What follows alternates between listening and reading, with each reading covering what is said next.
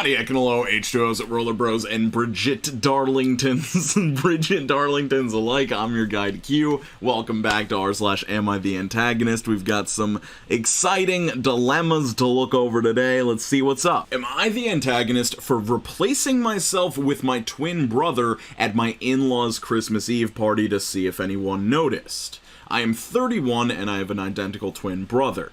For a while, I've told my wife that none of her family members notice me or care about anything I do on Christmas Eve, but they insist on me attending. She told me that's not true, they genuinely like me and enjoy talking to me.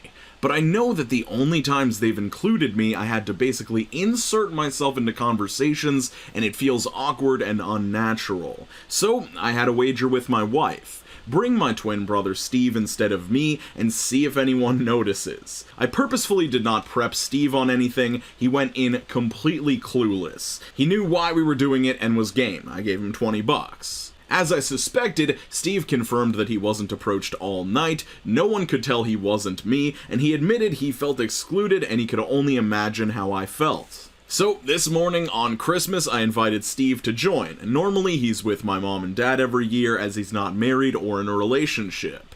They know about him, obviously, but didn't know about the switcheroo.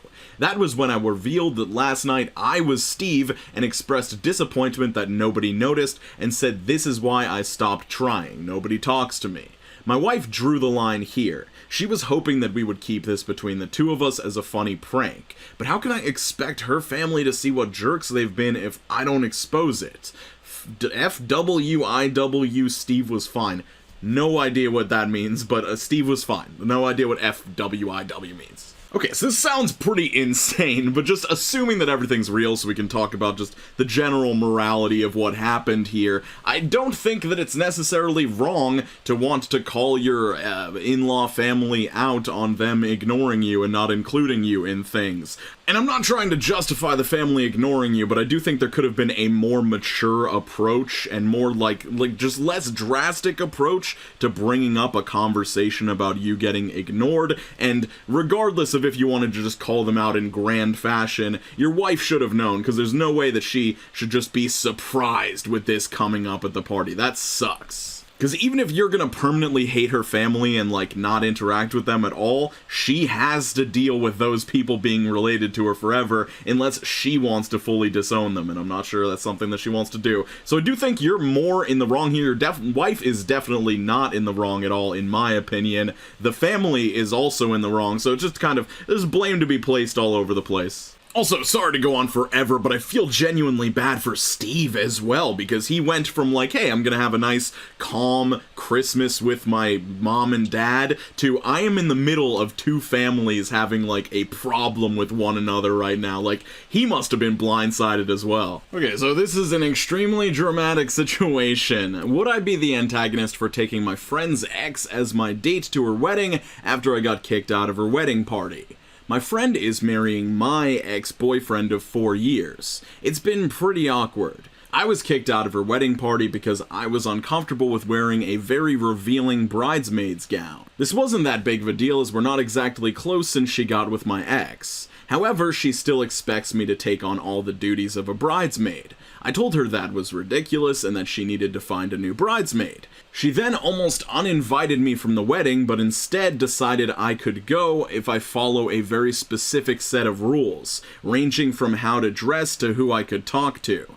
I was absolutely crushed as I was still looking forward to the wedding, even if I wasn't going to be in it. I found out through a mutual friend who was still in the wedding party that the bride continuously makes fun of me and talks crap about me constantly, and so do several of the other bridesmaids.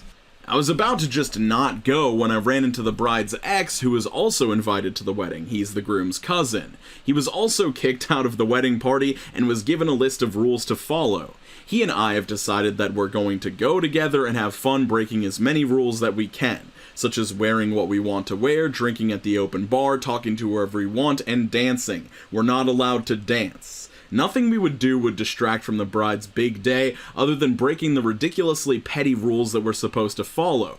We're also both to the point where we're ready to sever ties with the bride and groom.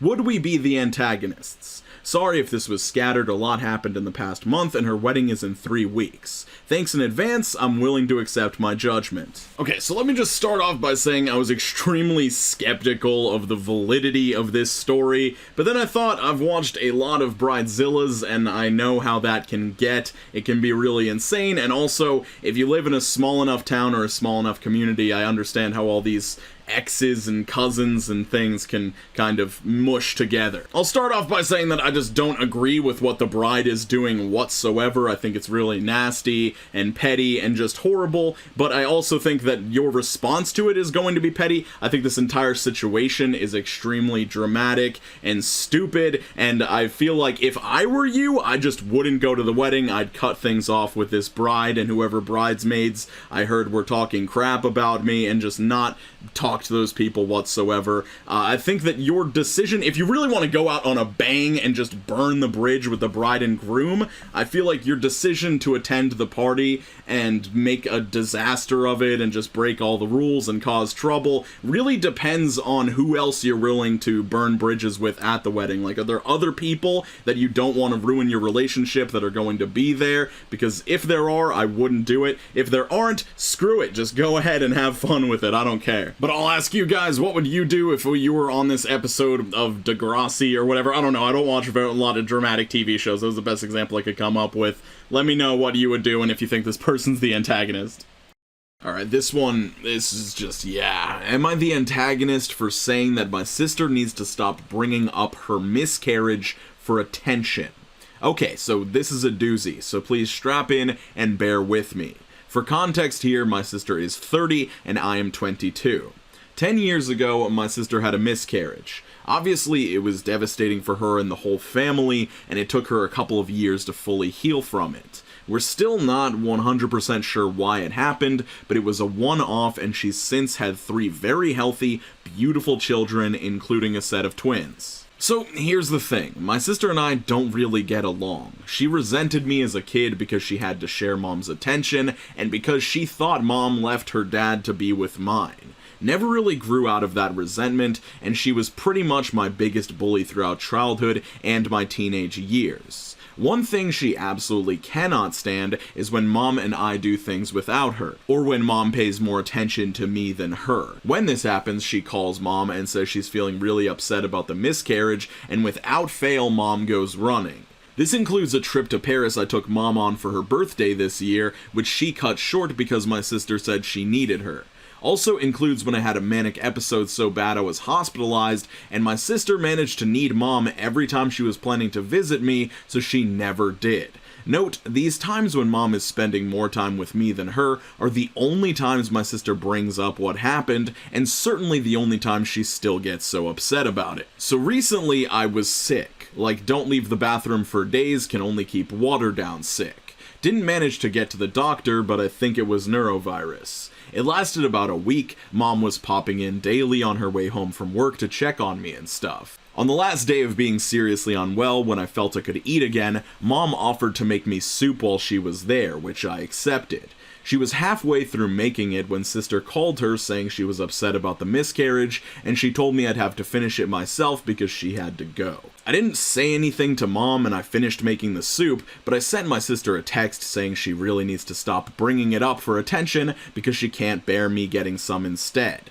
I guess she told my mom and her dad because I'm hearing from all sides what a horrible, insensitive, selfish bastard I am, and how dare I say that to her. I understand she may still be traumatized, I just think it's really weird how that trauma solely manifests whenever I'm getting attention and she isn't. Am I the antagonist? Okay, so let me just start off by saying that I do believe that the author of this post, it's just my opinion, that they are somewhat biased in this situation, especially because of the line, "This is certainly the only time she gets upset about the miscarriage," which you don't know what's going on in your sister's head.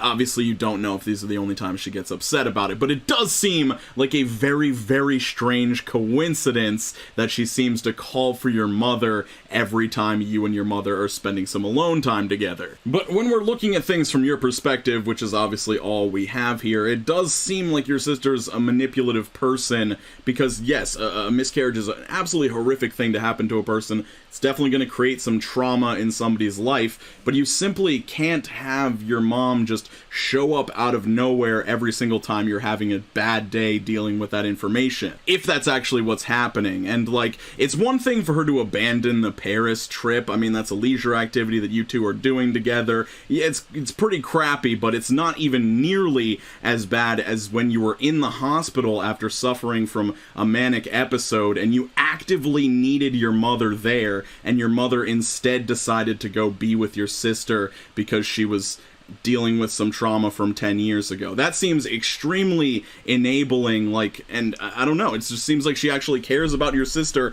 more than you in that case. I can somewhat see how they would be offended when you brought this thing up in the situation where she was helping you out when you were sick, but I would honestly bring that up to your mother if you really think that your mother's like a good person and everything, and be like, hey, when I was like manic and going through a serious mental illness issue, you abandoned me to instead be with my sister because she said she needed you. Like, why were you not there for me? Why did you prioritize her over me? Because I think that is like the most serious problem here. But sorry to go on forever, but let me know what you guys think. Obviously, there's going to be a poll after each of these stories, and yeah, let me know how you feel. Hey, follow me on Twitter if you're interested in hearing more things that I have to say. It's at QStarVideos. You can find it in the description down below, and I'll put it in the comments too. I hope you guys are all doing extremely well out there, taking care of yourselves and the people around you, drinking a sufficient amount of water, and skating on to the best of your abilities. Peace out, Cub Scouts, and I'll see you very soon.